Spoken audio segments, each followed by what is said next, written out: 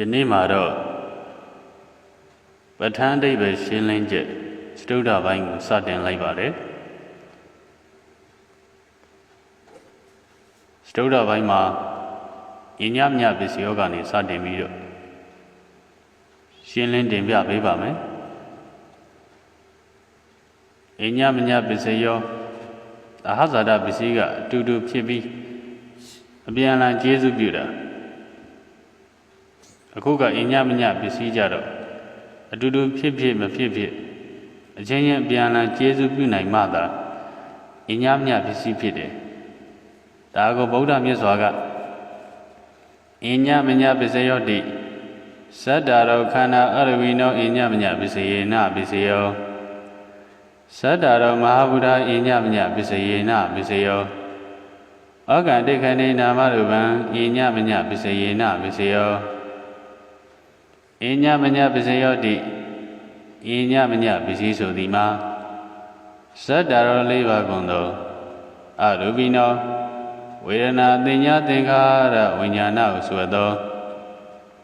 နာခန္ဓာ၄ပါးတို့သည်အညမညအချင်းချင်းပြန်လည်အပြင်ပစ္စယောခြေစုပြုသည်ဟောတိဖြစ်၏နာခန္ဓာ၄ပါးတို့ဟာတပါးကပစ္စည်းဖြင့်ကျန်၃ပါးကပစ္စယုပ္ပံ၃ပါးကပစ္စည်းဖြင့်ကျန်တစ်ပါးကပစ္စယုပ္ပံနှစ်ပါးကပစ္စည်းဖြင့်ကျန်တစ်ပါးကပစ္စယုပ္ပံကျန်တစ်ပါးကပစ္စည်းဖြင့်မူလနှစ်ပါးကပစ္စယုပ္ပံပြန်လည်ကျေစုပြုနေကြတယ်သတ္တရော၄ပါးကုန်သောမဟာဗုဒ္ဓပထဝီအာဘောဝါယောတေဇောဟုဆိုသောမဟာဗုဒ္ဓကြီး၄ပါးတို့သည်အညမညအချင်းချင်းပြန်လည်အပြင်ပစ္စယောကျေစုပြုသည်ဟောတိဖြစ်၏ဒီအတိုင်းပဲမဟာဗုဒ္ဓတရား၄ပါးကလည်းအပြန်အလှန်ကျေစုပြုနေကြတယ်။ဩကံဒိဋ္ဌိနေပရိသန္တေတိဂိုက်ခဏကာလ၌နာမရူပံပရိသန္တေနာခန္ဓာနှင့်ဟရိယဝတ္ထုယုတ်သည်အညမဉ္ဇဉ်ချင်းချင်းအပြန်အလှန်အဖြင့်ပစ္စယောကျေစုပြုသည်ဟောတိဖြစ်၏ပရိသန္တေစိတ်ဖြစ်တည်ဂိုက်ခဏကာလမှာတော့ယဇဩကာရပရိသန္တေစိတ်နဲ့ဟရိယဝတ္ထုယုတ်ဟာအချင်းချင်းပြန်အလှန်အနေနဲ့ကျေစုပြုတယ်ဒီနေရာမှာယုံနဲ့နဲ့အပြန်အလှန်ကျေးဇူးပြုတယ်ပဋိသန္ဓေဒီကိုက်ခဏကာလမှာသာယုတ်ကနံကိုအညမညသတ္တိနဲ့ပြန်အလှန်ကျေးဇူးပြုတယ်တရားမိယာဖြစ်နဲ့အချင်းချင်းကျေးဇူးပြုတဲ့တရားကိုနေတယပစ္စည်းလို့ခေါ်တယ်ဒါဇာရနေတယဝိတ္ထုပုရိဇာရနေတယဝဋ္ဌာရမဏပုရိဇာရနေတယလို့၃မျိုးရှိတယ်ဒါကိုမြတ်ဗုဒ္ဓကနေတယပစ္စယောတိသတ္တရောခန္ဓာအရူပိနောအညမညံနေတယပစ္စယေနပစ္စယောသတ္တရောမဟာဗုဒ္ဓအညမညံနေတယပစ္စယေနပစ္စယောဩကံဒိဋ္ဌိနေနာမရူပံအညမညံနေတယပစ္စယေနပစ္စယောစိတ်ဓာစေတသိကဓမ္မစိတ်ဓာသမုဋ္ဌာနာနရူပနဲ့နေတယပစ္စယေနပစ္စယောမဟာဗုဒ္ဓဥပါဒရူပနဲ့နေတယပစ္စေနပစ္စယောသက္ကာယရဏံသက္ကုဝိညာဏဓာတုယတံသာမြေတကာနိစ္စဓမ္မနနေတယပစ္စေနပစ္စယောသောတာယရဏံသောတာဝိညာဏဓာတုယတံသာမြေတကာနိစ္စဓမ္မနနေတယပစ္စေနပစ္စယောကာနာယရဏံကာနဝိညာဏဓာတုယတံသာမြေတကာနိစ္စဓမ္မနနေတယပစ္စေနပစ္စယောစိဉ္ဝါယရဏံဇိမဝိညာဏဓာတုယတံသမြေတကနိစ္စဓမ္မနနေတယပစ္စယေနပစ္စယောကာယယရဏံကာယဝိညာဏဓာတုယတံသမြေတကနိစ္စဓမ္မနနေတယပစ္စယေနပစ္စယောယံရူပနိတယမနောဓာတုသမနောဝိညာဏဓာတုသဝတ္တန္တိတံရူပမနောဓာတုယသမနောဝိညာဏဓာတုယသတံသမြေတကနိစ္စဓမ္မနနေတယပစ္စယေနပစ္စယောသတ္တရော၄ပါးကုန်သောအရူပိနောနာဖြစ်ကုန်သောခန္ဓာဝေဒနာသင်ညာသင်္ခါရဝိညာဏခန္ဓာတို့သည်အညမဉ္ဇဉ်အချင်းချင်းပြန်လည်အဖြင့် နေတရားပစ္စေနာတီမီစရာဖြစ်ဖြင့်ပစ္စည်းရောတီမီနိုင်အောင်ကျေးဇူးဆောင်သည်ဟောတိဖြစ်၏နာခန္ဓာ၄ပါးတို့ဟာအချင်းချင်းတစ်ပါးကတီစရာမိစရာပစ္စည်းဖြစ်ရင်ဉာဏ်သုံးပါးကလာရောက်တီမီနေတဲ့ပစ္စည်းဥပ္ပံတရားဖြစ်ဉာဏ်သုံးပါးကတီစရာမိစရာဖြစ်နေရင်တစ်ပါးကလာရောက်တီမီနေရတဲ့ပစ္စည်းဥပ္ပံတရားဖြစ်ထိုနည်းတူနှစ်ပါးကပစ္စည်းဖြင့်ဉာဏ်တစ်ပါးကပစ္စည်းဥပ္ပံဖြစ်အတူတူလည်းဖြစ်အပြန်အလှန်လည်းတီစရာမိစရာဖြစ်နေကျေစုပြုတယ်စတ္တရော၄ပါးကုန်သောမဟာဗုဒ္ဓပထဝီအာဘောဝါယောဒေဇောဟုဆိုအပ်သောမဟာဗုဒ္ဓကြီး၄ပါးတို့သည်အညမဉ္ဇဉ်အချင်းချင်းအပြန်အလှန်အဖြစ်နေတရားပစ္စယေနတီမီစရာအဖြစ်ဖြင့်ပစ္စည်းရောတီမီနိုင်အောင်ကျေးဇူးဆောင်သည်ဟောတိဖြစ်၏မဟာဗုဒ္ဓကြီး၄ပါးတို့ဟာလည်းပဲအချင်းချင်းတစ်ပါးကဒီစရာမိစရာဖြစ်ရင်ဉာဏ်သုံးပါးကလာရောက်တီမီနေတဲ့ပစ္စည်းဥပ္ပံတရားဖြစ်ဉာဏ်သုံးပါးကတီစရာမိစရာဖြစ်နေရင်တစ်ပါးကလာရောက်တီမီနေရတဲ့ပစ္စည်းဥပ္ပံတရားဖြစ်ဒီတိုင်းပဲနှစ်ပါးကပစ္စည်းဖြစ်ရင်ဉာဏ်နှစ်ပါးကပစ္စည်းဥပ္ပံဖြစ်အတူတူလည်းဖြစ်အပြန်လန်လည်းတီမီစရာဖြစ်နေကျေစုပြုတယ်အကန္တိကံနေပဋိသန္ဓေတိခေခဏကာလ၌နာမရူပံနာနေယုတ်တို့သည်အညမဉ္ဇဉ်ချင်းချင်းပြန်လန်အဖြစ်နေတရားပစ္စေနဒီစရာမိစရာဖြစ်ဖြင့်ပစ္စည်းရောဒီမိနယောင်ကျေစုဆောင်သည်ဟောတိဖြစ်၏ပဋိသန္ဓေစိတ်ဖြစ်ခိုက်ခဏကာလမှာယဇဝကာရပဋိသန္ဓေစိတ်နဲ့ဟရိယဝတ္ထုယုတ်တို့ဟာအချင်းချင်းပြန်လန်တတ္တိနဲ့တီမီစရာဖြစ်ကျေစုပြုတယ်စိတ်ဓာစေတသိကစိတ်စေတသိက်ဖြစ်ကြကုန်သောဓမ္မနာခန္ဓာ၄ပါးတို့သည်စိတ်ဓာသမုဋ္ဌာနနံစိတ်ကြောင့်ဖြစ်ကုန်သောရူပနိစ္စစိတ်တစယုတ်တို့အား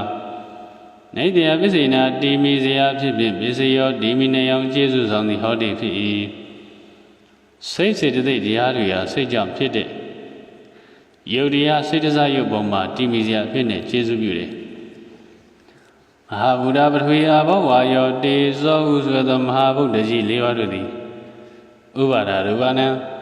မဟာဗုဒ္ဓကြီး၄ပါးကိုမိတွဲ၍ဖြစ်ကြကုန်သောဥပါဒယုံ24ပါးတို့ဟာနေတရားပစ္စေနဒီမီစရာဖြစ်ဖြင့်ပစ္စည်းရောဒီမီနေအောင်ကျေးဇူးဆောင်သည်ဟောတိဖြစ်၏မဟာဗုဒ္ဓတရား၄ပါးတို့ဟာအဲ့ဒီမဟာဗုဒ္ဓတရား၄ပါးကိုမိတွဲနေတဲ့ဥပါဒယုတ်တွေကိုဒီမီစရာဖြစ်နေကျေးဇူးပြုတယ်သက္ခာယရဏရှေ့ကဖြစ်နေမိသည်သက္ကုပ္ပဒါရယုတ်ကြည်တတ်သည်သက္ခဝိညာဏဓာတုရာသမိမိပေါ်၌မိခို၏ဖြစ်ပေါ်လာသောသက္ခဝိညာဏတည်းမြင်သိစိတ်ရ၎င်းတန်သမြုတကနဲ့ထိုမြင်သိစိတ်သက္ခဝိညာဏတည်းနှင့်ရှင်၍ဖြစ်ကုန်သောဓမ္မနိစ္စစေတသိက်တရားတို့ဟာ၎င်းနေတရားပစ္စေနာတီမီစရာနေတရားတတ္တိဖြင့်ပစ္စယောတီမီနေနိုင်အောင်ကျေးဇူးဆောင်သည်ဟောတိဖြစ်၏သက္ကုပ္ပဒါရမျက်စိရုပ်ကြည်တဟာမြင်သိစိတ်နဲ့အဲ့ဒီမြင်သိစိတ်နဲ့ရှင်ဘောရှင်ဘတ်ဖြစ်တဲ့စေတသိက်တရားတွေကိုတီမီစရာဖြစ်ကျေးဇူးပြုတယ်သောတာယရဏံရှေ့ကဖြစ်နေပြီးသည့်သောတာပဒါရယုတ်အကြည်တတ်သည်သောတာဝိညာဏဓာတုရာဇမိမိပေါ်၌မိကိုယ်ဖြစ်ပေါ်လာသောကြာတိစိတ်သောတာဝိညာဏတအား၎င်းတန်သမြတကနဲ့ထိုကြာတိစိတ်သောတာဝိညာဏတက်နှင့်ရှင်၍ဖြစ်ကုန်သောဓမ္မနိစ္စစေတသိက်တရားတို့၎င်းနေတရားပစ္စယေနဒီမီစရာနေတရားတတ္တိပင်ပစ္စယောဒီမီနေနိုင်အောင်ကျေးဇူးဆောင်သည်ဟောတိဖြစ်၏သောတာပဒါရယုတ်ကြည်တဟာကြာတိစိတ်နဲ့အဲ့ဒီကြာတိစိတ်နဲ့ရှင်ဘောရှင်ဘတ်ဖြစ်တဲ့စေတသိက်တရားတွေကို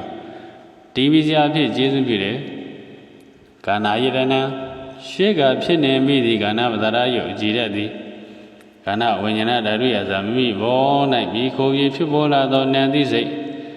ကာနဝိညာဏဓာတ်အား၎င်းတန်သမြုတကနဲ့ထိုနံသိစိတ်ကာနဝိညာဏဓာတ်နှင့်ရှင်ရဖြစ်ကုန်သောဓမ္မနိစ္စစေတသိက်တရားတို့၎င်းနေတရားပစ္စယေနဒီမီစရာနေတရားတတ္တိပင်ပစ္စယောဒီမီနေနိုင်အောင်ကျေးဇူးဆောင်သည်ဟောတိဖြစ်၏ကာနပဒါရယုတ်နှကောင်းကြည်တတ်ဟာနံသိစိတ်နဲ့အဲ့ဒီနံသိစိတ်နဲ့ရှင်ဘောရှင်ဘတ်ဖြစ်တဲ့စေတသိက်တရားတွေကိုဒီမီစရာဖြစ်ကျေးဇူးပြုတယ်ဇိဝယရဏံရှေ့ကပြည့်နေပြီးသည့်ဇိဝပဒါရယုတ်ကြည်တတ်သည်ဇိဝဝိညာဏဓာတုယသမိမိဘော၌မိကိုယ်ဖြစ်ပေါ်လာသောစာသီစိတ်ဇိဝဝိညာဏတည်းအား၎င်း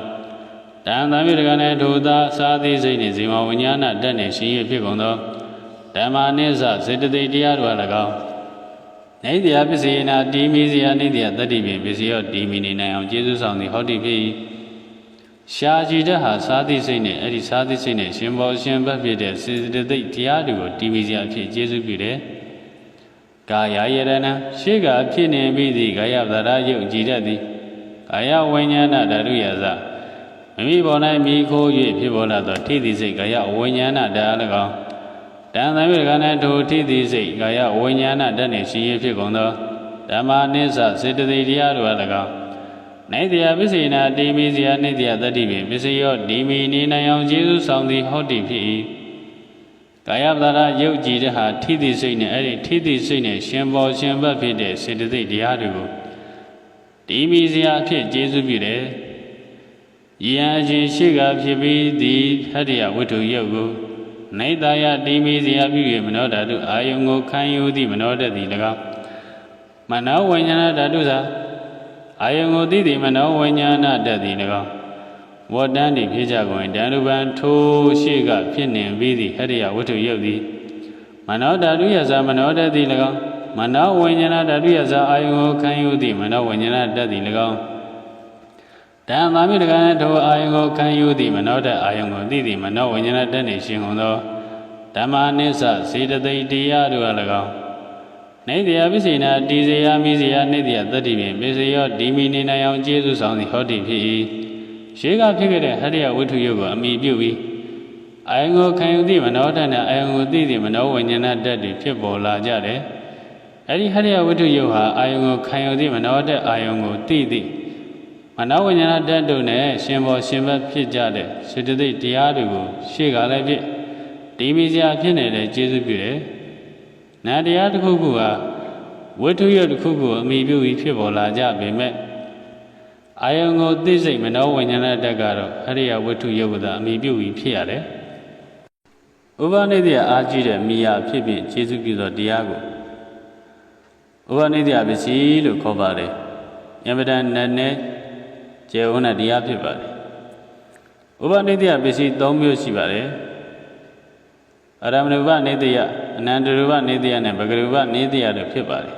။ဒါမှအာယုံမျိုးမဟုတ်ပဲအာကြီးတဲ့မိယာအာယုံဖြစ်တာကြောင့်သူ့ကိုအနန္တရူပနေတယလို့ခေါ်တာဖြစ်ပြီးတတ္တိကတော့အရမဏတတ္တိနဲ့အကုန်တူပါတယ်။အနန္တရူပနေတယဆိုတာလည်းနန္တရပစ္စည်းနဲ့အားလုံးတူပါတယ်။ထူးခြားတာကတော့သူ့နောက်ကဖြစ်လာတဲ့စိတ်ကိုအစင်မပြတ်ဆက်ဆက်ဖြစ်အောင်အာကြီးတဲ့မိစရာဖြစ်ကျေးဇူးပြုတာဖြစ်ပါတယ်။ဘဂရူပနေတယဆိုတာကတော့ဘင်္ဂောသဘောတိုင်းအာချီတဲ့မိတိစရာဖြစ်တာကိုခေါ်ပါတယ်။ဒါကိုမြတ်စွာဘုရားကဥပါနေတယပစ္စယောတိပုရိမာကုသလဓမ္မပစ္စည်းမာနံပစ္စည်းမာနံကုသလနံဓမ္မနံဥပါနေတယပစ္စယေနပစ္စယောပုရိမာကုသလဓမ္မပစ္စည်းမာနံပစ္စည်းမာနံအကုသလနံဓမ္မနံကေသေစိဥပါနေတယပစ္စယေနပစ္စယောပုရိမာကုသလဓမ္မပစ္စည်းမာနံပစ္စည်းမာနံအဗျာကရဏံဓမ္မနံဥပနိတယပစ္စယေနပစ္စယောပုရိမာအာကုသလဓမ္မပစ္စည်းမာနံအကုသလနံဓမ္မနံဥပနိတယပစ္စယေနပစ္စယောပုရိမာအာကုသလဓမ္မပစ္စည်းမာနံကုသလနံဓမ္မနံကေသင်စီဥပနိတယပစ္စယေနပစ္စယောပုရိမာအာကုသလဓမ္မပစ္စည်းမာနံအဗျာကရဏံဓမ္မနံဥပနိတယပစ္စယေနပစ္စယောပုရိမာအဗျာကရဓမ္မပစ္စည်းမာနံအဗျာကရဏံဓမ္မနံဥပနိတယပစ္စယေနပစ္စယောပုရိမာအဗျာကရဓမ္မပစ္စည်းမာနံကုသလနံဓမ္မနံဥပနိတယပစ္စယေနပစ္စယောပုရိမာအဗျာကရဓမ္မပစ္စည်းမာနံအကုသလနံဓမ္မနံဥပနိတယပစ္စယေနပစ္စယောဥဒ္ဓဘောဓနာပိဥပနိတယပစ္စယေနပစ္စယောပုဂ္ဂလောပိဥပနိတယပစ္စယေနပစ္စယောသေနာသနံပိဥပနိတယပစ္စယေနပစ္စယောဥပနိတယပစ္စယောတိအာလွန်ကြည့်တဲ့ဥပနိတယပစ္စည်းဆိုသည်မှာပုရိမာရှိကဖြစ်ကြကုန်သောကုသလဓမ္မကုသိုလ်တရားတို့သည်ပစ္စည်းမာနံနောက်၌ဖြစ်ကြကုန်သောကုသလနံဓမ္မနံကုသိုလ်တရားတို့ဟာဥပနိတယပစ္စယေန